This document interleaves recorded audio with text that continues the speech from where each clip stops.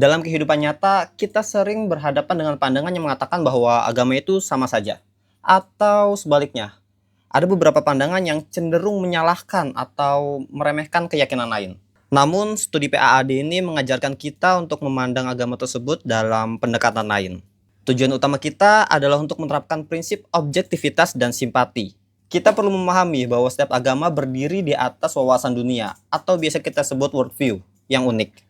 Worldview ini ibarat kacamata yang dipakai pemeluknya, yang menjawab pertanyaan-pertanyaan fundamental, seperti siapa realitas tertinggi, siapa itu manusia, apa masalah utama hidup, apa tujuan dan pembebasan tertingginya.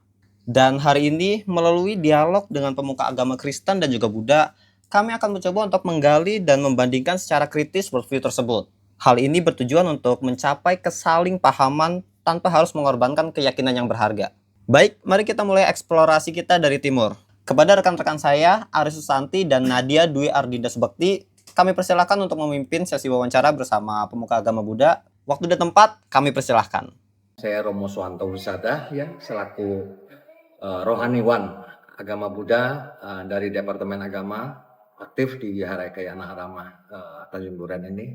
Untuk pertanyaan pertama, selain dari ajaran dan kitab suci utama, apa salah satu aspek iman Anda yang paling disalahpahami atau paling sulit dipahami oleh orang-orang di luar tradisi Anda? Dan bagaimana komunitas Anda berupaya mengatasi kesalahpahaman tersebut? Nah, itu untuk Romo bagaimana? Oh, pertanyaan yang pertama, apa iman yang disalahpahami, seperti menyembah patung lah kita ngomong ya. Baik. Kan banyak tuh yang berpikir agama Buddha nyembahnya patung gitu ya kan. Oh.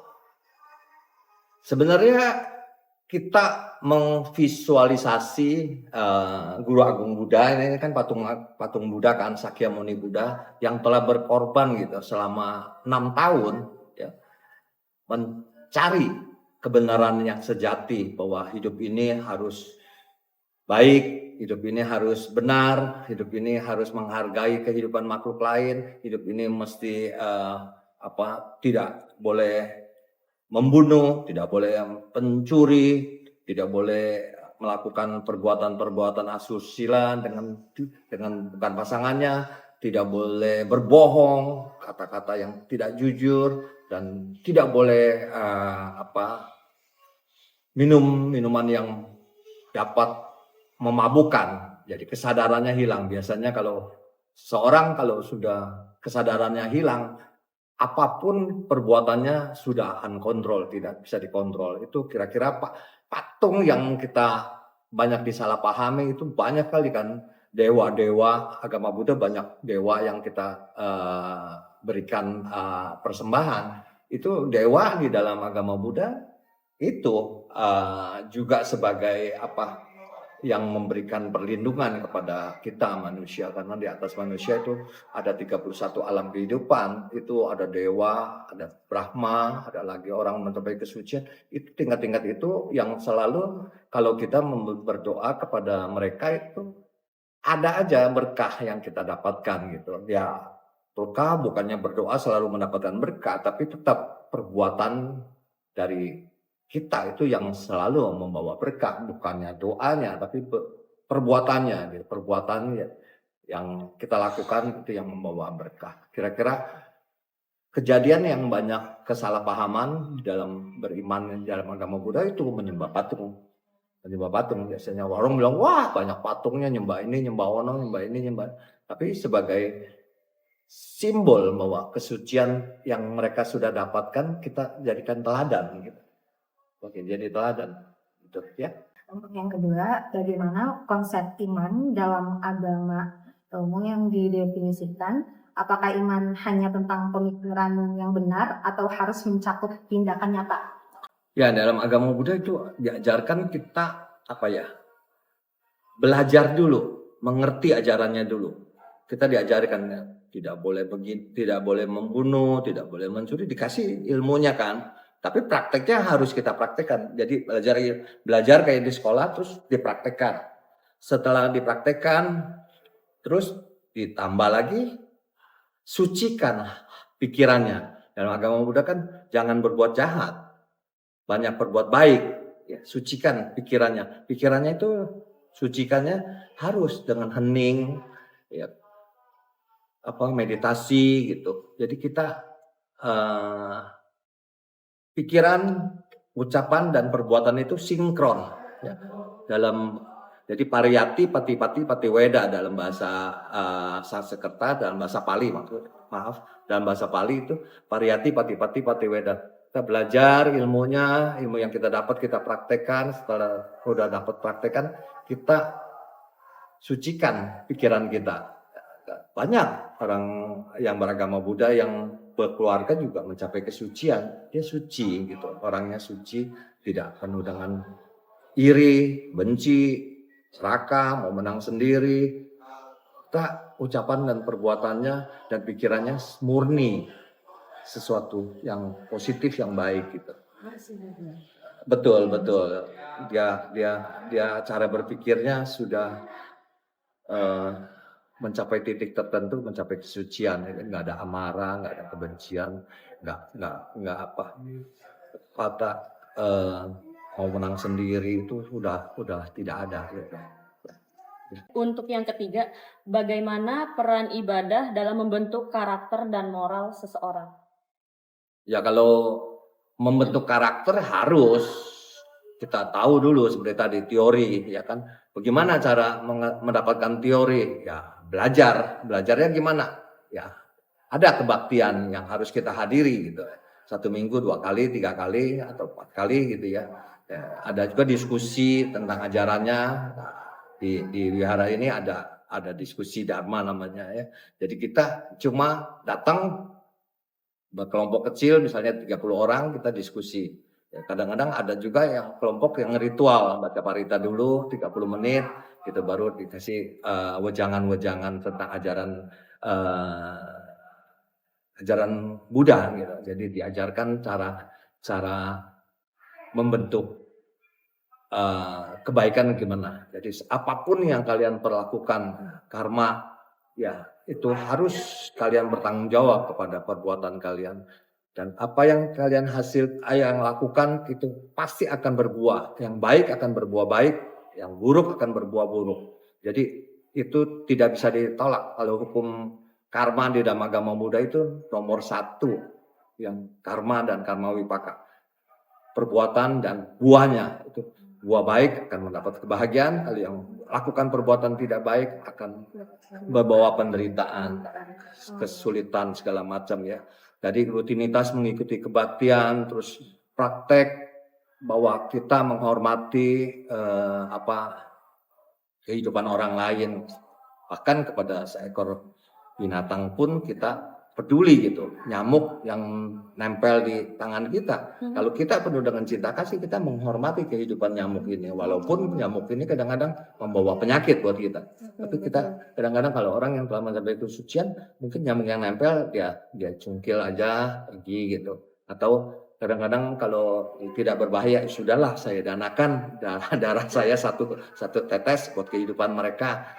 Karena kan di dalam agama Buddha tuh banyak kelahiran. Mungkin ada lahir lagi jadi binatangnya bermacam, ada yang kaki 2, kaki 4, yang di udara, di darat, di air. Itu banyak sekali kehidupan ya seorang itu. Kayak kita lahir ini mungkin udah jutaan kali ya. Mungkin dulu pernah jadi binatang, pernah jadi dewa, pernah jadi makhluk setan, pernah jadi Gondorowo, pernah masuk neraka. Itu tingkatan 31 alam kehidupan. Kalau mau kalian pelajari atau kalian mau dapatnya, nanti mungkin bisa Romo kasih kalau tertarik ya gitu.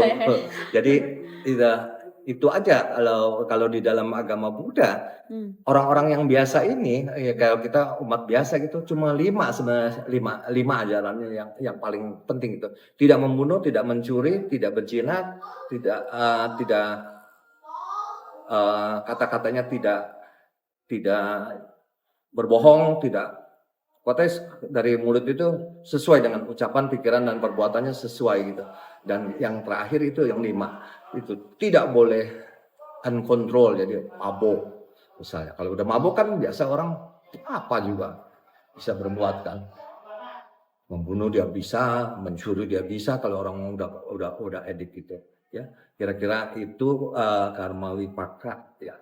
Oke, baik. Untuk keempat, dalam perspektif agama Romo, apakah konsep kelahiran kembali diyakini? Jika demikian, bagaimana proses kelahiran kembali tersebut?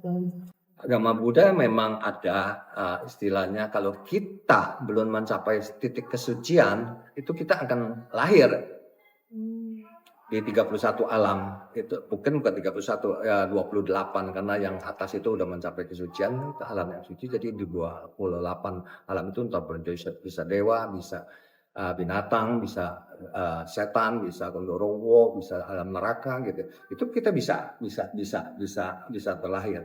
Nah, kita lahir itu ibaratnya jasmani dan batin, rohani gitu ya. Jasmani ini kan hancur nih, tua lah mungkin tabrakan, hancur, ya misalnya kanker, umur 40 sudah meninggal misalnya, rusak kan paru-parunya atau jantungnya, serangan jantung, fisiknya hancur. Tapi batinnya ini dia mencari kehidupan yang baru.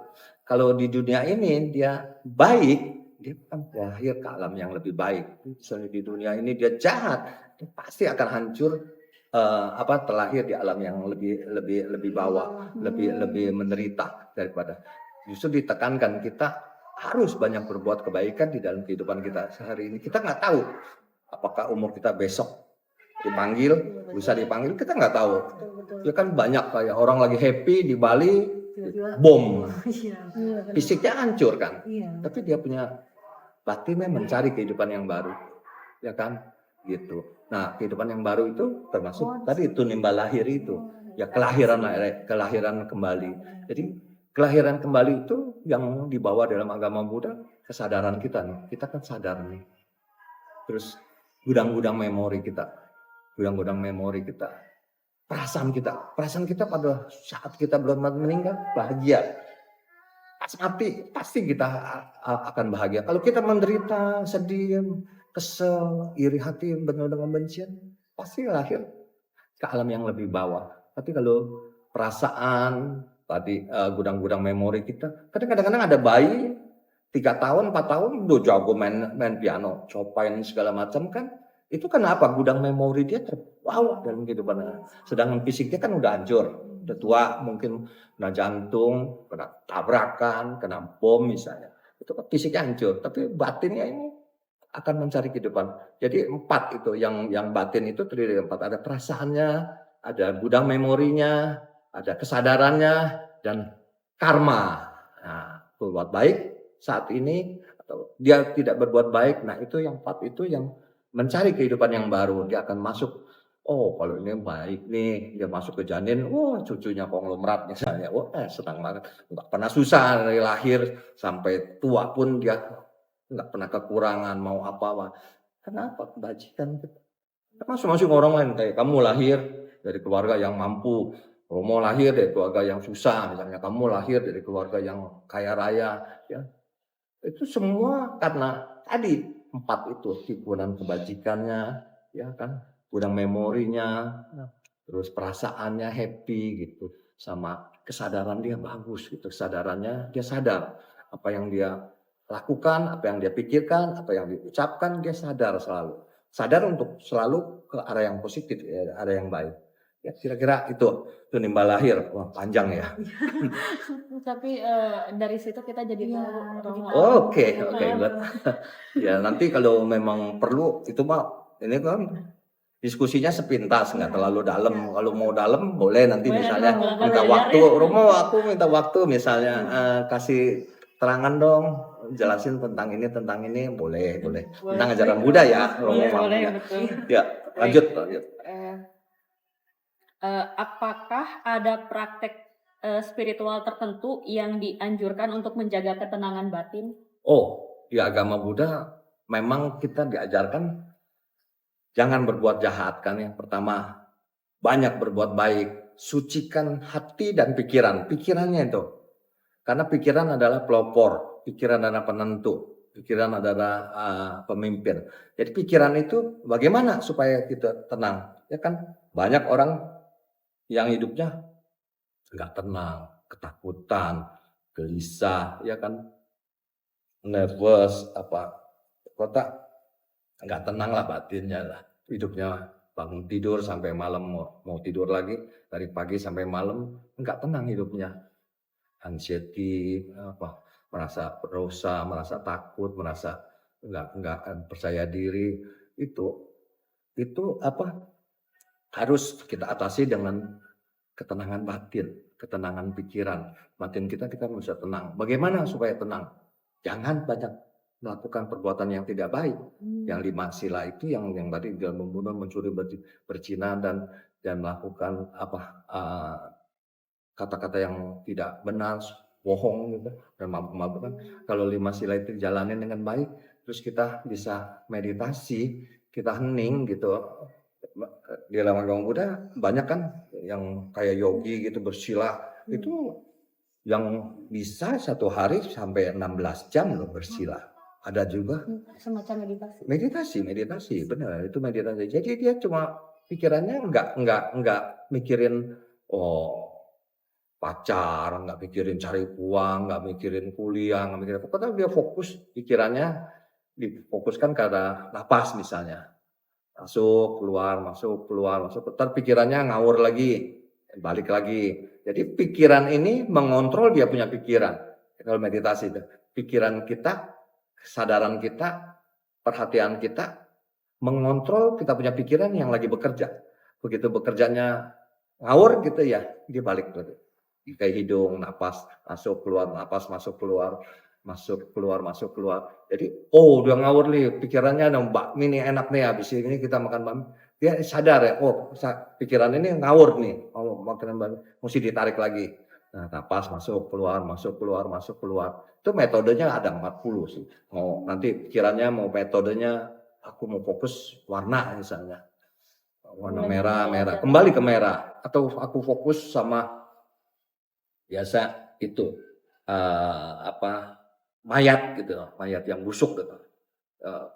Karena kan biasa ada juga yang perempuan yang terlalu sombong gitu, dikasih meditasi tentang mayat, bahwa hidup ini ya akan hancur gitu, seperti mayat. Jadi dia begitu ngawur tentang kecantikannya, bangga, merasa akunya gede, dia kembali ke itu, karena ke mayat, ya, mayat busuk, dia bisa mati gitu.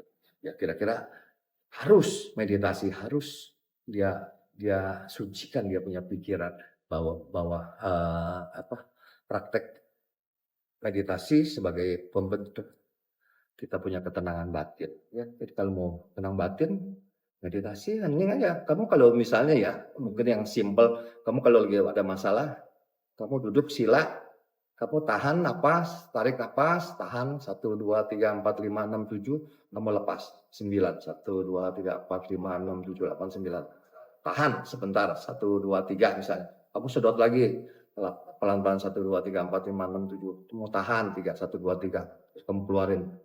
Kamu dalam 5 kali begitu aja. Yang tadinya kamu kesel akan hilang. Betul.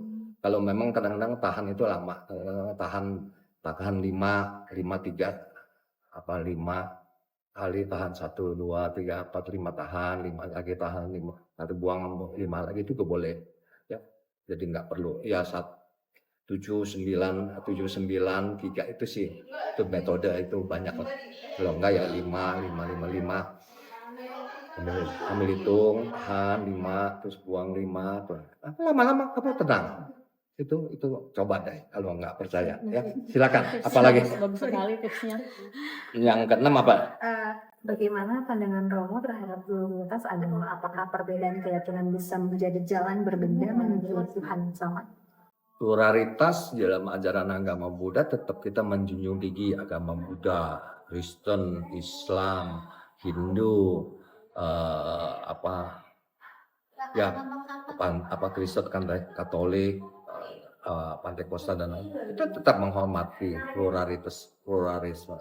Tapi konsep ketuhanan, ya, jujur Romo nggak mengetahui agama lain konsep ketuhanan. Sedangkan kalau di agama Buddha konsep ketuhanan itu ya ketuhanan dalam arti kita memiliki sifat-sifat luhur Tuhan gitu, bahwa tidak berbuat tidak baik, kita harus menjunjung tinggi saudara cinta kasih sayang kepada semua makhluk. Konsep-konsep yang positif, yang bagus itu sebagai konsep ketuhanan ya, agama Buddha. Jadi kita prinsipnya baik buat kita, baik buat orang lain. Tidak baik buat kita, tidak baik buat orang lain, itu tidak baik. Tapi kalau baik buat kita, baik buat orang lain, itu berarti sesuatu perbuatan yang baik. Itu. Jadi prioritas menuju Tuhan yang sama. Kalau menurut pendapat Romo nih, ini disclaimer kayaknya. Memang cara menyampaikannya mungkin berbeda, padahal tujuannya satu, tetap mencapai keluhuran seorang manusia, supaya kehidupan selanjutnya ya bersatu dengan semesta, masuk surga. Ada banyak pilihan, karena Tuhan dalam agama Buddha itu konsepnya sangat luas sekali ya. Jadi kadang-kadang perbedaan tentang ketuhanan ini yang kadang-kadang menjadi keanekaragaman yang ada di Indonesia untuk menyatukan. Bukan yang anekaragam ini malah saling gotong-gotongkan, ajaran aku yang paling benar, ajaran kamu yang paling salah, ajaran kamu yang tidak benar. Jadi perbedaan-perbedaan ini yang menyatukan kita sebagai negara Indonesia ya, sebagai Bhinneka Tunggal Ika kan kita pegang Pancasila ya, ketuhanan yang maha esa, keadilan sosial segala macam itu kan Pancasila negara kita itu kan sebagai landasan, karena pluralisme yang berbeda-beda kita dipersatukan. Ya kira-kira itu ya. Terus mungkin pertanyaan yang lain. Oke. Apa definisi dosa dalam pandangan Romo? Apakah dosa dipandang sebagai pelanggaran hukum atau lebih sebagai kondisi inherent yang merusak esensi manusia? Dosa. Iya. Dosa yaitu kalau di agama Buddha sesuatu yang tidak baik yang kita lakukan itu akan berakibat. Berakibat itu kalau dalam agama lain sebut dosa. Perbuatan yang tidak baik ya. Kalau perbuatan baik yang kita lakukan itu pahala kan. Jadi dalam agama Buddha dosa itu kadang-kadang diawali oleh keinginan. Misalnya kita nggak sengaja nginjek, misalnya cecek lah, nggak sengaja, itu nggak dosa menurut agama Buddha. Ya. Kalau kita sengaja cecek bos, sebel buat injak mati, nah itu dosa. Dan ada keinginan untuk membunuh gitu, ya kan. Nah, perbuatan-perbuatan yang tidak baik itu yang mengakibatkan dosa. Dosa ini yang menjadi apa? Karena dosa ini kita jadi serakah, ya, mau menang sendiri, ya, kebencian, ya. Mana yang baik yang harus kita lakukan kita tidak lakukan, mana yang tidak baik yang kita harus hindari kita lakukan. Ya, misalnya mabuk-mabukan. Ada kan orang yang maunya mabuk-mabukan, aku malam minggu nih mau mabuk lah. Udah planning dulu, ntar malam gue mau mabuk, ya kan? Iya. Aku mau benci sama dia, terbuat jahilin, buat jahatin ya apa buat. Udah ada niat, ya kan? Jadi sesuatu yang tidak baik dia ingin lakukan. Ya, itu konsep dosa, kebencian, lomba, mau menang sendiri. Ya, ada makan nih satu piring, disiapin 10 gorengan, bakso goreng lah 10. Baru datang 5 orang atau 6 orang. Yang ini 4 udah ambil aja. Makan dah, bodoh amat yang lain nggak datang. Nah, itu konsep serakah, ya kan, mau menang sendiri, ya. Itu yang menjadi dosa, apa istilahnya, perbuatan-perbuatan yang didasari oleh kebencian, ya. Coba tanya diri kita dari pagi sampai malam, ya, mata kita ngelihat apa misalnya, ngelihat bangku ini kotor, kebencian keluar. Kuping kita mendengar sesuatu yang mojokin kita, kebencian keluar. Kuping kita mendengar sesuatu pujian kepada kita, wah senang gua dipuji. Nah, hal-hal itu tiap hari dari bangun sampai malam itu kita dipacu oleh kebencian, keserakahan, mau menang sendiri, ya kan? Orang kita ngelihat bangkai tikus, mata kita kan ngelihat tikus kan, kebencian, jijik. Oh, gua ngelihat wanita cantik, pakai parfum wangi, hidung kita bersentuhan dengan wangi-wangi kita. Wih, seneng ya. Merek apa ya? Misal. Jadi kita punya perasaan itu terus dibentuk. Nah, sesuatu yang negatif, yang dosa itu, yang membuat karma-karma buruk itu respon kita. Apapun kamu dengar nih ya, teman kamu lah, teman apa, teman kuliah kamu. Kamu nggak berbuat sesuatu, terus dia fitnah kamu, ya kan? Kan kuping kamu mendengarkan dari teman kamu yang lain bahwa kamu diomongin. Apa yang kamu dengar, respon kamu itu yang menjadi karma baik dan karma buruk. Respon kamu positif, atau bodo amat, cuek aja, kita nggak mau pusing. Tapi begitu respon kamu negatif, ntar gue dendam lo kerjain gue kayak begitu, gue balik lo balas. Itu begitu kamu punya pikiran tidak baik aja udah termasuk satu perbuatan yang tidak baik, pikiran tidak baik, karma tidak baik. Itu keinginan ini sebagai dasar dalam berbuat kebaikan. Respon-respon kita terhadap 5 indera ya, mata, kuping, mulut juga makan enak. Mikir mau abis ini mau makan bakso di mana yang enak misalnya. Ternyata begitu ke sana baksonya udah habis, kecewa. Oh, mulutnya mulai ya ngumpat misalnya temen ngomong, kamu sih gara-gara kamu jadi telat tuh baksonya habis, baru aja habis, coba tadi kamu jadi nyalahin lagi gitu. Ya itulah hal-hal yang gitu, respon-respon kita. Cobalah hidung, mulut, mata, kuping, sentuhan kulit juga. Itu biasanya gitu, dielus-elus sama pacar, seneng gitu. Responnya senang. Coba yang ngelus-elusnya kakek-kakek tua misalnya, benci, ya kan? Hal-hal gitu, respon-respon kita yang membuat karma baik dan karma buruk gitu. Ya, kira-kira ayo waktunya.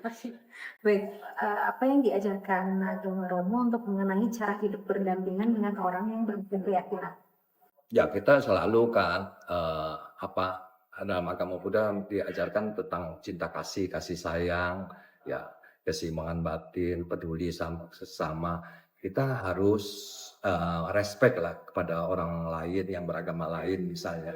Kita harus memiliki, kepada binatang aja kita peduli, jangan apalagi sama tetangga misalnya. Kita seharusnya sebagai seorang yang beragama, walaupun agama apapun, misalnya ngelihat tetangga sedang susah, apa yang kita bisa bantu, ya kita bantu.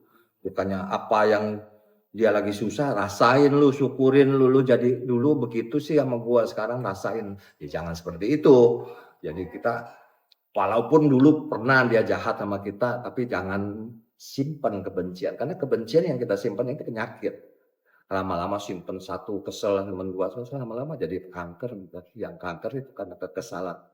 Jadi kita harus memiliki cinta kasih kepedulian sama tetangga, rukun, damai, tentram, ya tenggang rasa gitu. Jadi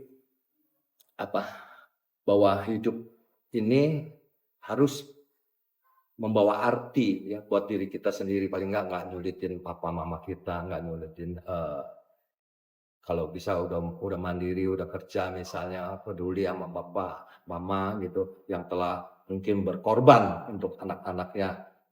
Kita peduli, kita kasih donasi buat papa mama, berbakti. Ya, hal-hal gitulah, kepedulian kepada yang lain itu rukun, damai, tentram ya, tenggang rasa, memiliki rasa empati, simpati, sama tetangga peduli, sama familis peduli, sama kakak satu kandung, adik-adik kandung misalnya yang sedang susah kita bantu, ya kan? Kepedulian itu yang harus kita terus jaga, ya rukun, damai, tentram gitu. Jadi itulah, jadi pribadi yang menarik buat tetangga, buat lain-lain agama gitu, kepedulian kita itu ya. Kira-kira apa lagi? Ini yang terakhir. Terakhir ya. Iya, betul. Apa mekanisme utama untuk menyelesaikan masalah dosa? Apakah penyelesaian dosa sepenuhnya bergantung pada upaya dan amal manusia, seperti bertobat seperti itu, atau pada anugerah Tuhan? Misalkan kayak penebusan dosa, atau saya juga kurang paham sih, cuman apakah di Buddha ada? Menyelesaikan dosa dalam agama Buddha ya, yang saya pahami, yang saya dalami ya. Agama Buddha itu adalah satu perbuatan kita yang kita lakukan, harus kita bertanggung jawab kepada perbuatan tersebut. Ya, harus. Kita dulu pernah misalnya membunuh, nggak ketahuan misalnya, ya kan? Ini kita secara agama kita akan dituntut. Mungkin dalam kehidupan ini kita nggak terbunuh, mungkin dalam kehidupan selanjutnya diam-diam kita nggak sengaja dibunuh sama orang misalnya. Kita dalam kehidupan ini kita membunuh misalnya, nggak ketahuan, terus kehidupan selanjutnya kita jadi binatang, ya udah kita disantap terus saja, gitu. Ya, jadi tetap masalah menyelesaikan masalah dosa itu, kalau kita masih hidup kita akui, oh aku pernah melakukan satu perbuatan, aku sadari, ya menyadari kesalahan itu, misalnya ya melakukan perbuatan tidak benar lah, apalah mencuri yang cukup besar ya istilahnya, sadari, ya terus perbaiki, aku tekad nggak mau lagi, nggak mau melakukan lagi, tidak mau mengulangi lagi. Jadi sadari, perbaiki, dan yang sudah terjadi kan sudah, nanti bagaimana? Yang kita lakukan banyak karma-karma buruk kan. Jadi kita banyak berbuat yang baik. Ya. Dulu pernah melakukan perbuatan yang tidak baik, sekarang melakukan perbuatan yang baik banyak. Misalnya satu yang tidak baik yang kita bikin ini sekarang 50. Pada saat dia berbuah karena kita banyak buat kebaikan, itu kita nggak terlalu menderita. Ya, misalnya kita mencuri lah, ya, 50 juta ngebohongin teman lah, kita makan lah uang teman. Terus kita banyak sadari perbaiki, tapi belum mampu bayar. Kita banyak berbuat kebaikan misalnya. Pada saat kita misalnya kehilangan uang yang kita dapat atau rumah yang kita dapat, terus atau terbakar, kita sadari bahwa ini karma buruk khayal yang dulu kita lakukan, mencuri 50 juta ini sekarang mungkin terbakar rumah saya, jadi dibalas dengan ini. Tapi kita menyadari karena banyak perbuatan baik, kita menyadari kita ya udah terserah bahwa ini perbuatan yang dulu lakukan sekarang berbuah di sini. Ya, itu karma-karma baik kita ini nanti juga yang kita lakukan kan akan berbuah, ya kan? Ingat, ajaran Buddha itu kita berbuat baik bahwa pasti bahagia, kita berbuat tidak baik pasti menderita. Itu konsepnya. Ya, jadi banyak berbuat baik. Baiknya apa? Pikiran juga. Pikirannya lu kelihatannya baik tapi pikirannya jorok, kotor misalnya. Benci gitu. Ya kan? Kelihatan dari ekspresi mukanya. Dia orangnya pembenci, dia itu marah. Ya orangnya murah senyum, happy kalau ajak ngomong, kan aura-aura positif kelihatan. Itu respon-respon kita yang tiap hari ini yang menjadikan kita menjadi individu yang berkualitas. Respon loh yang paling penting. Respon kita punya indera ini. Mata kita melihat sesuatu yang indah, ya ngelihat sesuatu yang indah, indah aja. Jangan melihat indah kepengen melekati, ngelihat gadis cantik misalnya, kepengen melekati, gimana cara mendapatkannya dengan segala cara, pakai dukun segala macam misalnya. Ya, kira-kira seperti itu. Perbuatan-perbuatan yang harus kita sadari, jadi tetap kita harus banyak melakukan kebaikan. Kami ditekankan berbuat kebajikan. Pikiran, ucapan dan perbuatan harus bagus ya, biar hasil kedepannya, kalaupun kita nggak berbuah pada kehidupan sekarang, pasti akan berbuah kehidupan selanjutnya. Karena kan karma ini akan terus selama kalian belum mencapai kesucian, itu akan terus terbawa. Karena tadi perasaan, kesadaran, gudang memori sama karma baik maupun karma buruk. Karma baik, kamu lahir ke alam yang lebih baik. jadi manusia yang lebih baik. Kamu buruk, kamu jadi. Ya kan kamu kalau compare sama pemulung yang nggak punya rumah, ya kehujanan, kalau hujan itu makan nggak tahu besok masih makan apa. Kita lebih baik karena kebajikan kita lebih banyak. Tapi coba bandingin lagi sama misalnya bos besar, bos BCA gitu, Pak Arman, dia punya karma baik, timbulan karma baik kehidupan yang lalu. Jadi dia terlahir jadi anaknya Bos Jarum misalnya. Begitu aja. Ya, kira-kira cukup ya sampai hari ini karena waktu juga deh. Terima Romo kasih banyak. banyak Romo. tugas lagi. banyak Ya, banget. terima kasih ya. Oke. Melalui wawancara yang telah dilaksanakan oleh rekan saya dengan salah satu tokoh agama Buddha, sedikit banyaknya kita mendapatkan gambaran tentang ajaran-ajaran dan nilai-nilai dalam agama Buddha tersebut. Berikut akan saya sampaikan kesimpulan dari wawancara yang telah dilaksanakan tadi. Yang pertama mengenai patung Buddha. Patung Buddha divisualisasikan sebagai dewa, yaitu sebagai simbol kesucian yang dijadikan teladan bagi umat Buddha. Yang kedua, mengenai konsep iman dalam ajaran agama Buddha, di mana kita harus mengerti ajaran terlebih dahulu, setelah itu kita praktikkan, lalu kita sucikan pikiran kita. Sehingga pikiran, ucapan, dan perbuatan kita bisa sejalan atau sinkron. Dan tidak ada amarah dan kebencian di dalamnya.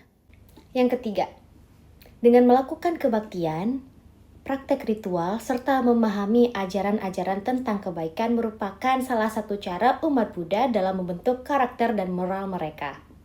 Yang keempat, dalam agama Buddha, mereka mempercayai yang namanya proses kelahiran kembali atau reinkarnasi. Jika seorang umat belum mencapai titik kesuciannya, maka ia akan terlahir kembali di 28 alam. Bisa saja dalam bentuk dewa, binatang, ataupun dalam bentuk roh jahat.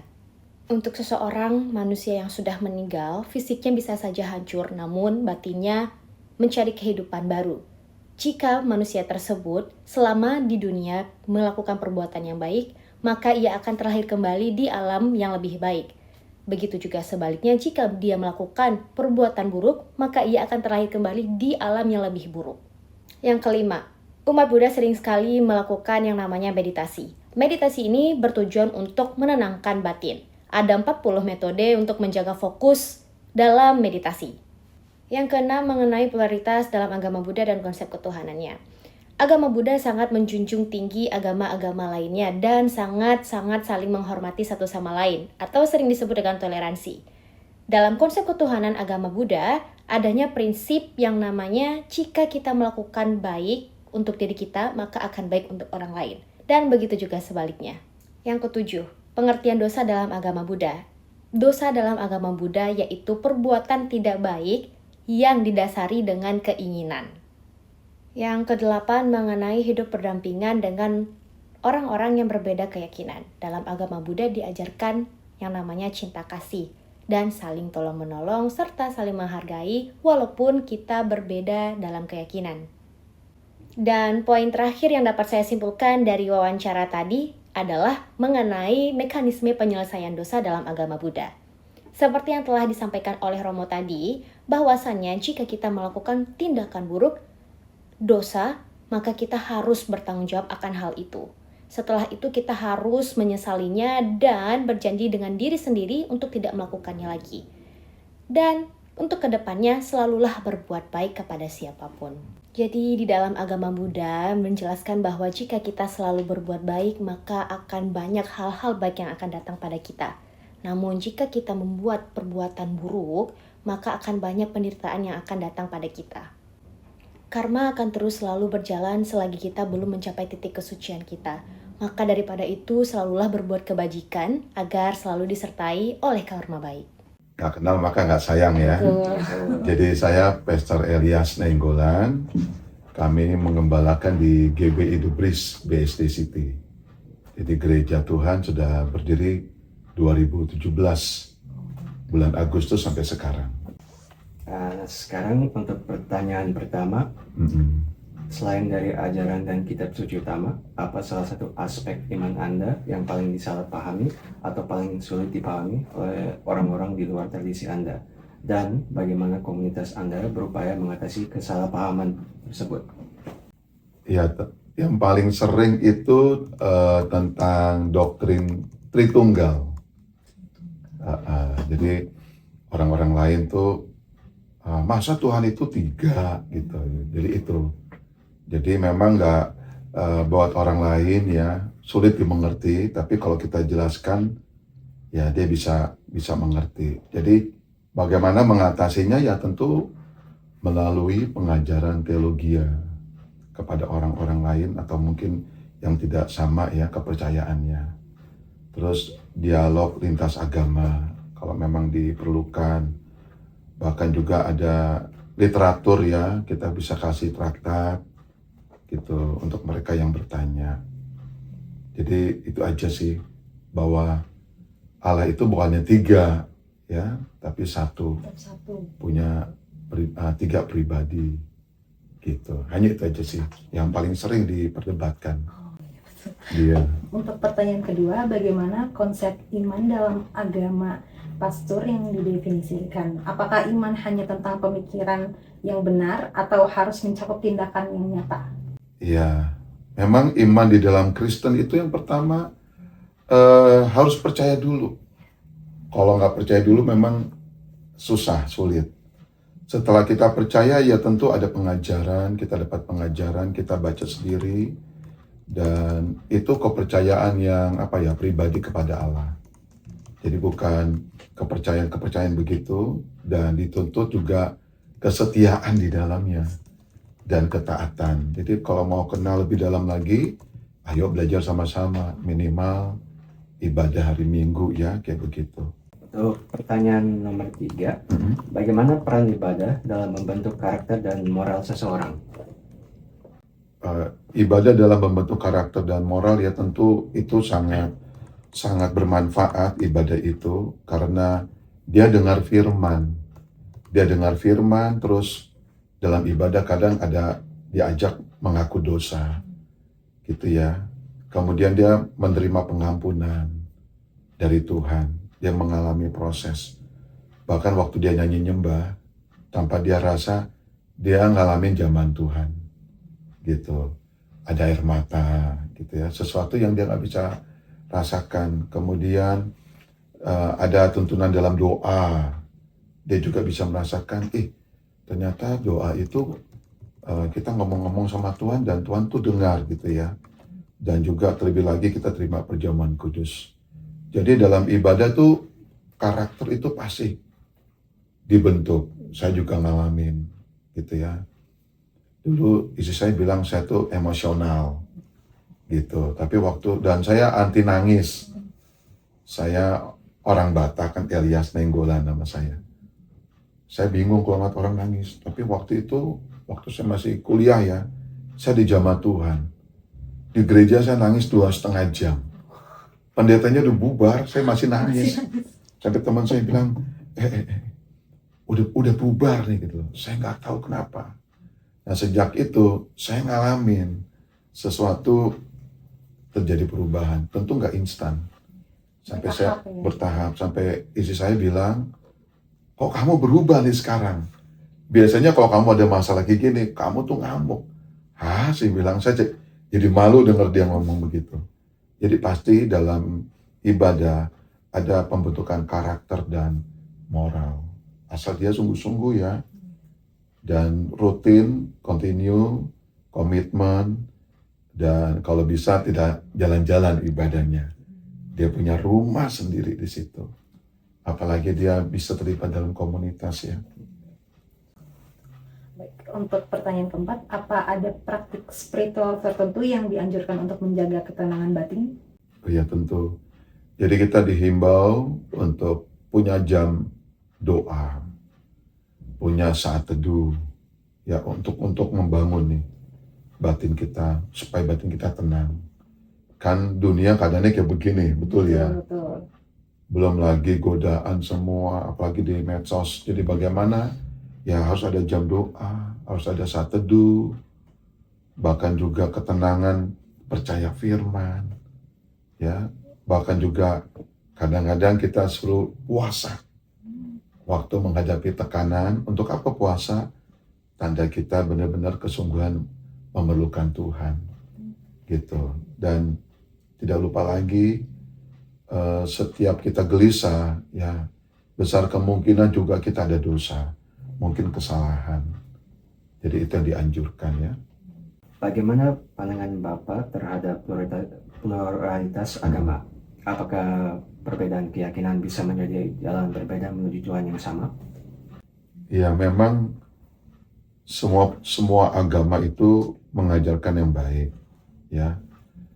Tetapi buat kita sebagai orang Kristen, hanya melalui Yesus Kristus keselamatan satu-satunya.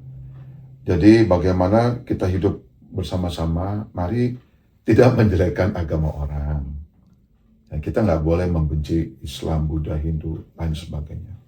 Karena mereka adalah orang-orang manusia yang ditebus oleh darah Yesus, gitu, sekalipun beda agama. Jadi bagaimana caranya hidup bersama-sama? Ya tentu jaga damai sejahtera, ya. Hidup berdamai, menghormati iman orang lain, gitu. Tetap kita betul, tetap kita bersaksi, tapi tetap kita jangan maksa, jangan jelekin, gitu ya. Itu prinsip. Terus ayo nyatakan kalau memang kamu memiliki Yesus yang penuh kasih, nyatakan sama orang-orang. Itu aja sih ya, banyak hal lain lagi. Oke, baik, untuk pertanyaan ke-6, apa definisi dosa dalam pandangan agama pastor? Apakah dosa yang dipandang sebagai pelanggaran hukum atau sebagai kondisi inherent yang merusak esensi kemanusiaan? Iya, jadi dosa itu, harmateia itu meleset dari rancangan Tuhan, itu dosa. Tuhan mau kita begini tapi kita nggak lakukan, itu tuh dosa. Gitu, jadi paling mudah tuh begitu. Terus Tuhan punya rencana buat kita nggak taat ya, itu tuh udah dosa, melanggar firman Tuhan gitu ya. Jadi itu udah dosa sebagai tindakan yang melanggar, bohong, benci, apalagi banyak ya, berzina, percabulan dan lain sebagainya. Terus ya tentu merusak iman kita, menggerus damai sejahtera, menggerus keyakinan kita. Makanya setiap hari kita minta ampun sama Tuhan. Jadi setiap hari kita mau semakin benar gitu loh. Ya, jadi itu definisi dosa, ya tentu melanggar hukum Allah. Apa yang Tuhan ajarkan kita tidak lakukan, itu dosa. Untuk pertanyaan ke-7, apa yang diajarkan agama Bapak mengenai cara hidup berdampingan dengan orang yang berbeda keyakinan? Ya, tentu hiduplah dalam damai sejahtera dengan semua orang. Usahakan itu, usahakan. Terus ajaran Yesus kan kasihlah musuhmu, gitu. Ini nggak kebetulan, baru aja juga supir saya nih gadaikan motor saya. Aduh, nggak bilang-bilang. Semalam, iya dia bilang motor saya dicuri Pak. Saya udah tahu ini pasti bohong. Terus kami selidikin, akhirnya teman-temannya juga datang, dia jujur. Dia ngaku lah, bukannya jujur, dia ngaku bahwa dia gadaikan. Nah ini nih gimana nih, katanya orang Kristen. Coba, dia nggak punya apa-apa. Kalau saya lapor polisi ya tentu urusan jadi panjang dianya. Dia nangis-nangis minta ampun. Saya harus tebus itu motor 2,5 juta coba. Jadi kalian mau wawancara, langsung praktek saya semalam. Ini dia nih, hidup berdampingan dengan orang yang beda keyakinan. Jadi tetap kita nyatakan bahwa kita tuh anak Tuhan, ya. Kasihlah musuhmu. Jadi lepaskan pengampunan. Saya kan rugi, tapi Tuhan lihat nggak? Oh Tuhan lihat. Tuhan bisa ganti uang saya nggak? Sangat bisa. Ya, jadi itu dia, jaga damai sejahtera. Hormati semua orang, ya, jangan menyakiti, tidak menghakimi orang lain, ya, apalagi sesama anak-anak Tuhan, hamba-hamba Tuhan. Terus ayo tunjukkan kasih itu nyata, jangan cuma ngomong doang gitu ya. Jadi itu yang Tuhan mau. Sekali lagi banyak hal ya, berbuat baik, menolong. Untuk pertanyaan ke-8, apakah mekanisme utama untuk menyelesaikan masalah dosa? Apakah penyelesaian dosa sepenuhnya bergantung pada upaya dan amal manusia, misalnya taubat atau enggak amal, atau pada inventasi anugerah Tuhan, misalnya penebusan atau kasih dan karunia? Ya, betul. Jadi keselamatan itu adalah anugerah Tuhan. Jadi kita nggak bisa menyelesaikan diri kita sendiri. Masuk surga itu bukan amal ibadah, tapi itu anugerah. Sama sekali tidak ada usaha kita, karena usaha kita tuh sia-sia semua. Kalau gitu Pak, apakah kita perlu berbuat baik? Oh iya dong. Orang-orang yang sudah ditebus Yesus lewat kasih sayang dan anugerahnya harus berbuat baik. Jadi manusia nggak mampu menyelesaikan atau menyelamatkan dirinya sendiri sama sekali. Karena kalau diukur perbuatan baik sama perbuatan dosa lebih banyak. Jujur ya, kamu siapa namanya? Bintang. Bintang. Banyak nggak dosanya Bintang? Cukup banyak. Banyak. Saya juga banyak. Kamu? Nadia. Nadia. Betul Nadia? Betul. Dari pikiran, mata, belum mulut, belum hati.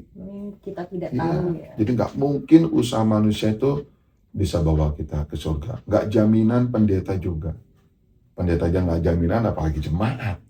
Jadi betul-betul semua karena anugerah. Yesus datang menebus dosa-dosa kita. Makanya kita kasih semua orang. Yesus datang untuk orang berdosa. Lewat kematiannya, dosa kita sudah ditebus ya. Jadi begitulah menyelesaikan dosa lewat menerima anugerah kasih karunia dari Tuhan Yesus. Untuk pertanyaan ke-9 dan terakhir, dalam konteks modern, apakah surga masih relevan dipahami secara tempat fisik, ataukah lebih sebagai kondisi batin dan kedekatan dengan Tuhan? Ya, jadi setiap orang kalau ditanya, percaya nggak surga sama neraka? Kebanyakan semua percaya. Jadi masih realistis ya, dalam kondisi bahkan di situasi modern kayak begini. Jadi Tuhan itu hadir bersama dengan umatnya. Dan bisa dibuktikan asal dia mau untuk didoakan atau untuk ikut ibadah. Jadi betul-betul surga dalam konteks modern ini betul-betul sangat realistis, dan di mana surga bukan di bangunan, tapi di bait Allah di tubuh kita.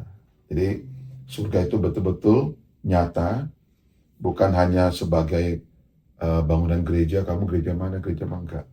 Dimanapun kita berada, surga itu ada bersama dengan kita. Tapi sepanjang gereja masih ada, ya Tuhan masih pakai gerejanya. Jadi kita wajib ke gereja. Ada beberapa orang nggak mau lagi beribadah, dia tetap online gitu ya. Padahal semua udah onsite. Ya, jadi tetap, dan Tuhan hadir juga dalam gerejanya, dia mengajar kita kuasa dan mujizatnya. Kita bisa belajar di gereja, kita bisa apalagi melayani. Ya. Jadi surga nyata dan Tuhan mau kita semua diselamatkan. Ya. Baik. Mungkin itu saja ya pertanyaan Itu dari aja? kami. Ya. Baik. Terima kasih banyak. Oke, thank you ya. Iya, thank you. Tuhan berkati ya. Thank you Terima semua. kasih. Wawancara ini menggambarkan tentang pandangan seorang tokoh atau pemimpin agama Kristen mengenai iman, praktik spiritual, serta kehidupan sosial dalam konteks modern. Dalam video, kesalahpahaman tentang doktrin Tritunggal sering terjadi pada masyarakat di luar penganut agama Kristen. Mereka mengartikan bahwa Tritunggal bermakna Tuhan yang tiga, padahal ajarannya adalah Allah satu dengan tiga pribadi. Pendeta mengatasi kesalahpahaman ini dengan cara pengajaran, dialog lintas agama, dan pembagian literatur. Makna iman dalam kekristenan yakni percaya, di mana diwujudkan melalui pengajaran, kesetiaan, dan ketaatan.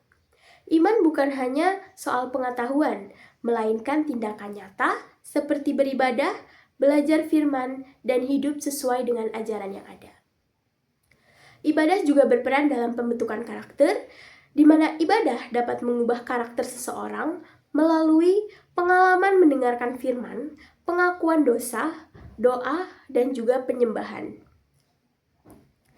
Praktik spiritualitas untuk ketenangan batin, di mana Membaca firman dan berpuasa dianjurkan untuk menjaga ketenangan batin.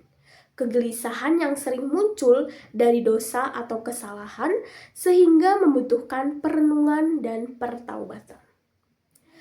Lalu, hidup berdampingan dengan penganut agama lain juga mereka diajarkan untuk hidup damai dengan pemeluk agama lain, tidak menjelekkan, tidak memaksa, saling menghormati.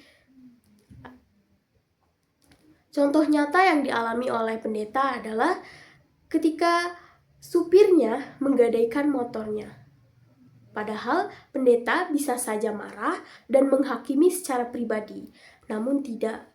Pendeta ikhlas dan dengan hati sabar serta lapang, dia menebus motornya kembali tanpa ada caci maki atau tindakan-tindakan selanjutnya. Dia memaafkan supirnya lalu berdamai. Pandangan tentang dosa adalah melenceng dari kehendak Tuhan atau melanggar firman-Nya. Dosa merusak iman dan damai sejahtera sehingga perlu pengakuan dan pertobatan setiap harinya. Penyelesaian dosa dan keselamatan. Keselamatan tidak tergantung pada amal manusia, tetapi merupakan anugerah, di mana manusia dianggap tidak mampu menyelamatkan dirinya sendiri. Berbuat baik tetap penting, tetapi sebagai buah dari anugerah, bukan syarat masuk surga.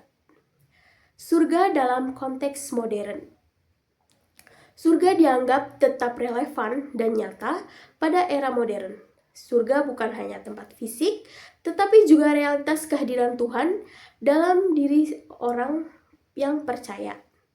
Gereja tetap menjadi sarana penting untuk merasakan kehadiran Tuhan, belajar, mengalami mujizat, dan melayani.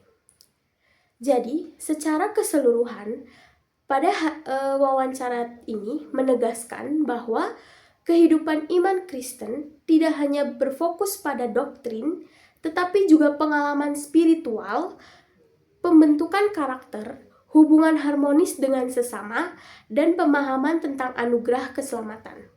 Pendeta sebagai narasumber menekankan bahwa ibadah, doa, kasih, dan pengampunan memiliki peran sentral dalam kehidupan orang percaya pada surga, iman, dan praktik keharmonian. Dipahami sebagai realitas yang tetap relevan serta membentuk cara hidup umat Kristen dalam dunia yang modern. Dari perbandingan ini, jelas terlihat bahwa setiap agama mempunyai worldview yang koheren dan juga unik. Pandangan Buddha yang menekankan pada usaha diri dan pandangan Kristen yang menekankan pada anugerah dan intervensi ilahi adalah dua jalan yang berbeda menuju pembebasan. Tugas kita sebagai pelajar PAAD bukanlah menyamakan pandangan-pandangan tersebut, tapi menjunjung tinggi dialog antar agama tersebut. Dengan mengakui dan menghormati perbedaan ini, kita dapat meminimalisir prasangka dan hidup dalam kesalingpahaman. Terima kasih sekali lagi kepada para pemuka agama dan rekan-rekan kelompok saya.